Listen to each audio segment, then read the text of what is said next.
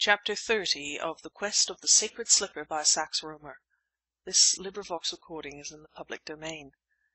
Chapter 30 At the Gatehouse From sunset to dusk I lurked about the neighbourhood of the Gatehouse with my beautiful accomplice, watching and waiting. A man bound upon stranger business, I dare swear, than any other in the county of Kent that night. Our endeavour now was to avoid observation by anyone, and in this I think we succeeded.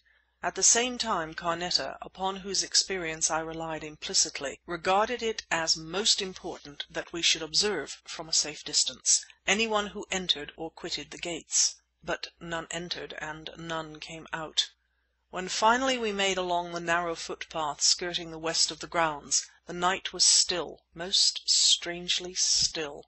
The trees met overhead, but no rustle disturbed their leaves, and of animal life no indication showed itself. There was no moon. A full appreciation of my mad folly came to me, and with it a sense of heavy depression. This stillness that ruled all about the house which sheltered the awful Sheikh of the Assassins was ominous, I thought. In short, my nerves were playing me tricks. "We have little to fear," said my companion, speaking in a hushed and quivering voice. "The whole of the party left England some days ago." "Are you sure?" "Certain. We learned that before Earl made his attempt. Hassan remains, for some reason. Hassan, and one other, the one who drives the car." "But the slipper?" "If Hassan remains, so does the slipper." From the knapsack, which, as you will have divined, did not contain a camera, she took out an electric pocket lamp and directed its beam upon the hedge above us.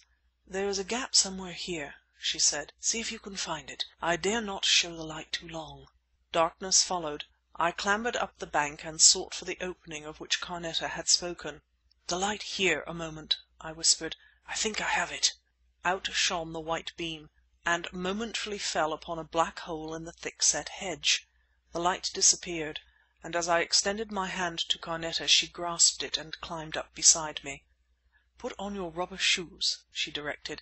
"Leave the others here."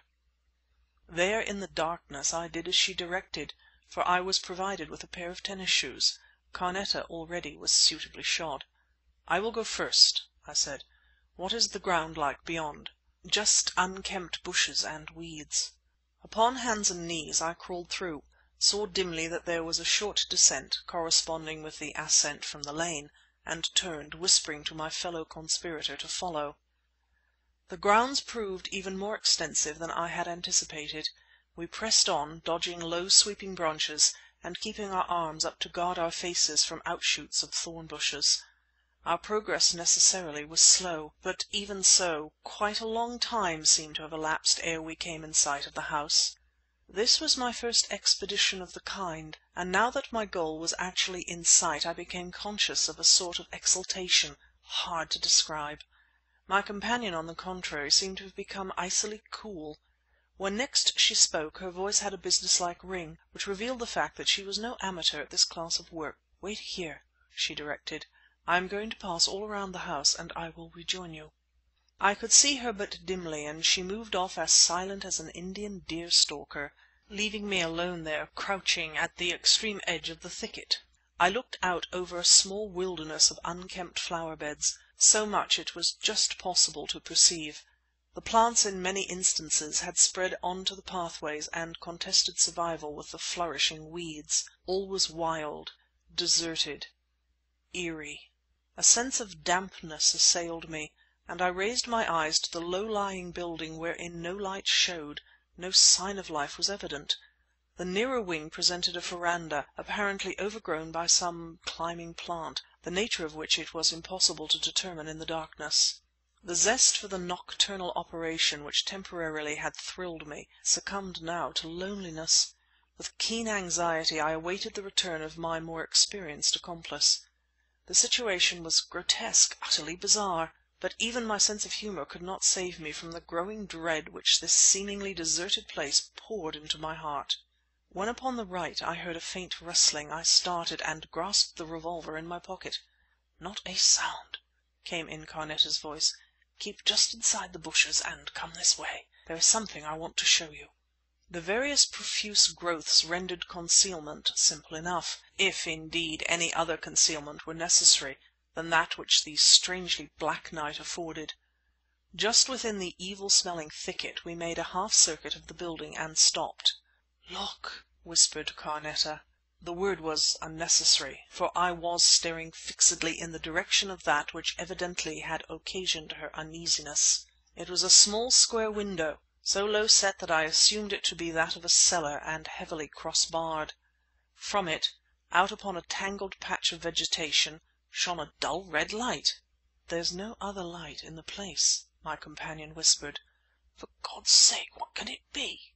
My mind supplied no explanation. The idea that it might be a dark room no doubt was suggested by the assumed rôle of Carneta, but I knew that idea to be absurd. The red light meant something else. Evidently the commencing of operations, before all lights were out, was irregular, for Carneta said slowly: "We must wait and watch the light. There was formerly a moat around the gatehouse. That must be the window of a dungeon." I little relished the prospect of waiting in that swamp-like spot, but since no alternative presented itself I accepted the inevitable. For close upon an hour we stood watching the red window. No sound of bird, beast, or man disturbed our vigil. In fact, it would appear that the very insects shunned the neighbourhood of Hassan of Aleppo. But the red light still shone out.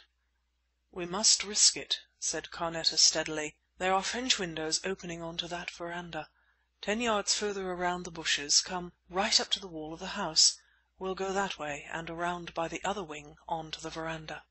Any action was preferable to this nerve-sapping delay, and with a determination to shoot, and shoot to kill, anyone who opposed our entrance, I passed through the bushes and, with Carneta, rounded the southern border of that silent house and slipped quietly on to the verandah.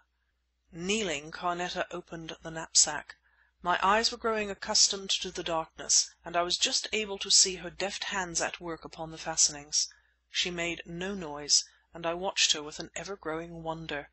A female burglar is a personage difficult to imagine. Certainly no one ever could have suspected this girl with the violet eyes of being an expert crackswoman, but of her efficiency there could be no question. I think I had never witnessed a more amazing spectacle than that of this cultured girl manipulating the tools of the housebreaker with her slim white fingers. Suddenly she turned and clutched my arm. "The windows are not fastened," she whispered. A strange courage came to me, perhaps that of desperation, for ignoring the ominous circumstance I pushed open the nearest window and stepped into the room beyond. A hissing breath from Carneta acknowledged my performance, and she entered close behind me, silent on her rubber-soled shoes. For one thrilling moment we stood listening. Then came the white beam from the electric lamp to cut through the surrounding darkness. The room was totally unfurnished. End of Chapter 30